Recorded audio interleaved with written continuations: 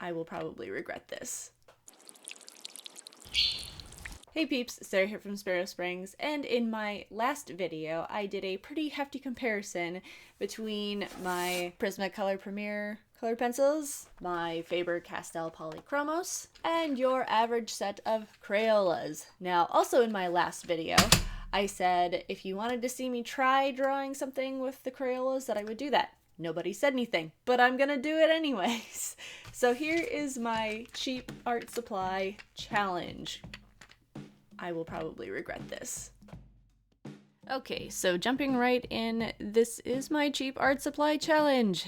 So yes, Crayola pencils. I don't honestly remember the last time that I worked with Crayola colored pencils, so this was, okay, I will admit that it wasn't as bad as I initially thought it was going to be. Obviously, once you get used to using a nicer quality pencil, it's kind of hard going back.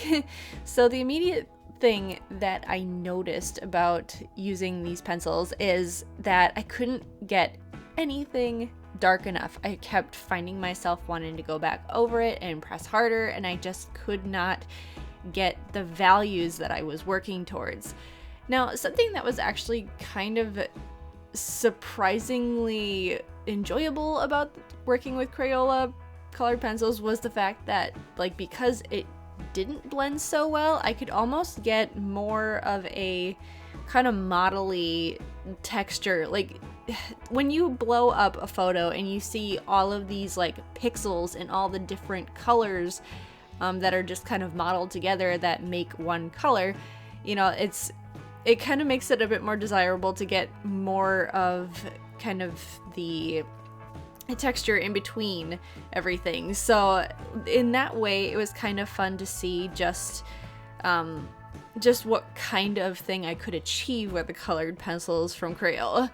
So today I am working on a fox, so I am kind of choosing more to focus on some more wildlife themed art and whatnot. This is just purely an experiment, but I found a really neat reference photo that I wanted to try out. Now the photo itself was actually more of a gray fox, and I went more of a red fox in this, so I changed the colors a little bit because I did actually want to try some of the actual colors and see what I could do as far as like the color blending, layering, all those different things. So there was that, and to be perfectly honest, trying to work with it detail-wise wasn't as painstaking as I had thought it was going to be. Like I said, I still couldn't get everything dark enough, so you see I just keep going back over it and over it and over it and over it because I just couldn't get it. But as far as like durability, I think that was, like, I talked about this in my last video a little bit too, in that the Prismacolors are just kind of, they're such a fragile pencil, and everything, the lead is so soft, so the points would wear down really fast. So in that way, it was actually kind of nicer working the Crayolas in that way.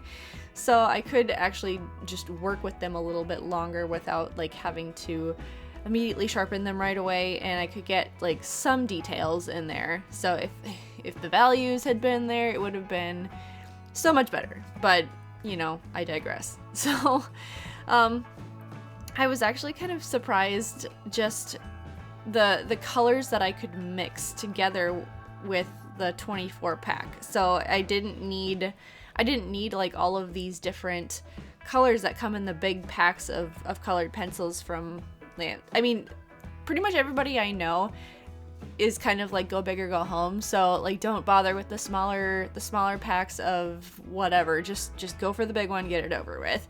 But I kind of like the challenge of working with less, because sometimes less is more. And honestly, when I first started drawing, I started out working in purely black and white, so I honestly didn't mind the smaller pack and just experimenting with what I had, and I actually kind of liked the result that I ended up with.